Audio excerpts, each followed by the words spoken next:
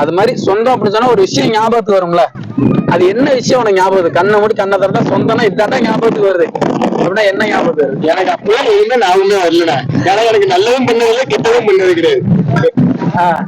அதனால எதுவும் ஞாபகத்துக்கு வரல. ஞாபகத்துக்கு வரல. சொல்லுங்க, சொந்தம்னு சொன்ன உங்களுக்கு என்ன ஞாபகம் வருது? சொந்தங்கள் தான் குடும்பம் விரிவாகும். இந்த சொந்தங்களை கொண்டுதானே உங்களுக்கு இது குடும்பம் விரிவாகுறது. ஒரு கல்யாணம் முடிக்கணும் போது அந்த வீட்டு குடும்பமும் நமக்கு சேருது.